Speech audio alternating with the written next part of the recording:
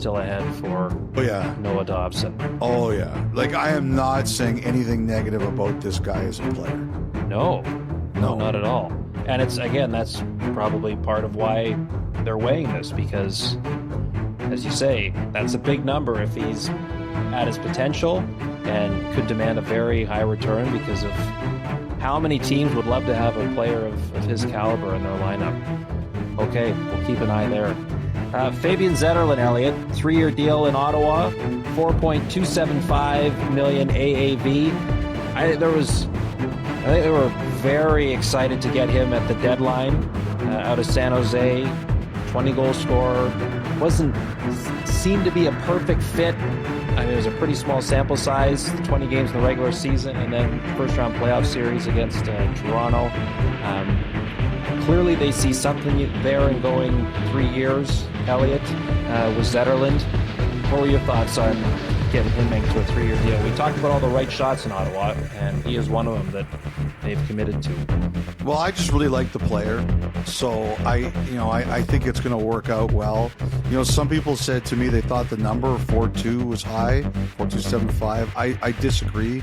Number one, you bought a year of unrestricted free agency, and two, like, whenever arbitration's involved, and it would have been involved in this particular case, then the thing about that is that teams get a lot of help, and so do agents.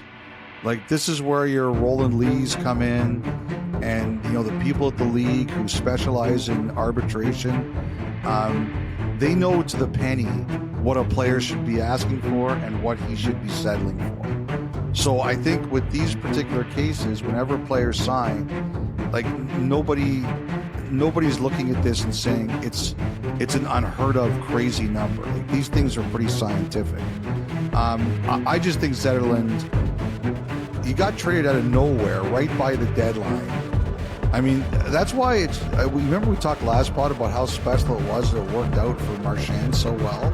Yes. Like, more cases work out like Zetterlund did. Like, your whole life is thrown into chaos. You just got traded halfway across the continent. And your slot in the lineup is a little, not less secure, but less solidified because all the right-hand shots, and you're not coming in with Brad Marchand's pedigree, right? So I just assume that they figure it all out, and, you know, they've traded good assets for him. He's a good player, and, you know, they're gonna find places for him to play. I know there's a lot of angst around Giroux. We're starting to see guys sign now. You know, Donato signed the other day in Chicago. Duchesne signed in Dallas. So we're starting to get there.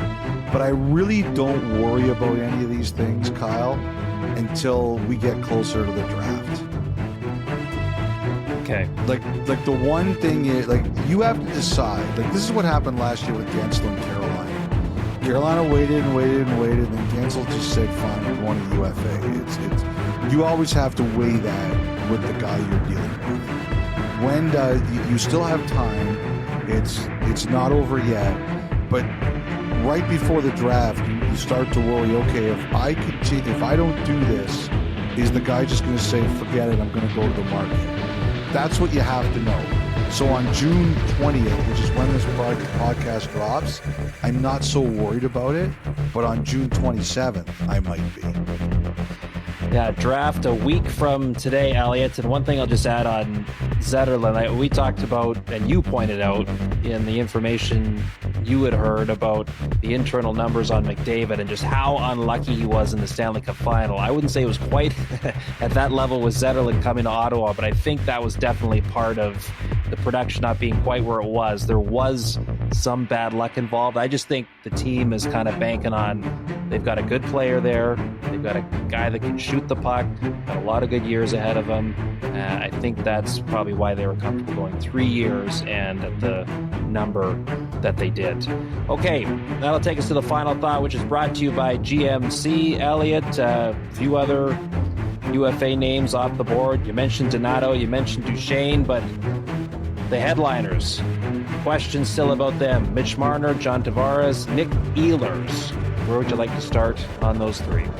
Well, it was funny. So Marner, on one of our last pods, we talked about how the word around Marner was that they were going to set up meetings for him, whether Zoom or in person, around July 1st, maybe July 2nd, and Marner might take a visit or two before he picks where he wants to go. And I actually heard a lot about that over the week from a bunch of different executives and teams. And they said it's a really good plan with one major flaw.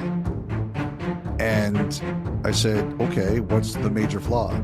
And they said, what happens if a team that Marner really likes says, here's our offer on July 1st, and it's on the table until tomorrow? Because we can't afford to wait for you to go through a process like this. We have to know, because if the answer is you're not coming, we have to race to plan B. So that might be the plan, but a few teams said to me that someone is going to go in there and say, we're not doing this. Here's our offer. You've got X, and it's going to be quick to take it or leave it. And they guarantee someone's going to go in there and force Marner to make a decision. Okay. I mean, that makes a lot of sense. Because they said teams can't afford to wait. Right. Because if you're the runner-up in a 2 or 3 day process, you might be completely screwed about helping yourself somewhere else. And in this league, you just can't afford that. Yes. It's like the housing market in this city like 4 years ago. Talking about Ottawa? Yeah. It was just like the whole, right, multiple bidders and no conditions, right? You go, well, if you want to take your time going around here, you're going to lose. Piece of advice. I was once offered a house without an inspection. Never do that. I'm glad.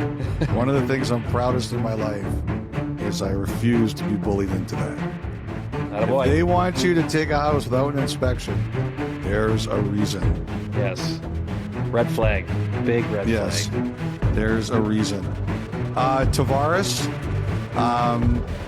I still think the Leafs would potentially like to do something along the Tanev line for him. But again, I had a few teams say to me, and some agents too, Brock Nelson, 33 years old, just signed for 3 times 7.5, and he had 56 points, 26 goals, and 30 assists. John Tavares, who, as we do this podcast, is 34 years old, just had a 38-goal season. And, look, I was going to say, like, these teams and these agents, they think he can get what Nelson did, or right at it. So what's that, $22 million? And so I still think the key is, how do you chop it up? You can still get to that number. You can just do it differently. But I do think teams out there believe that Tavares can do that on the open market. So be up to him. What's he comfortable with? Is deferred money a possibility here, you think?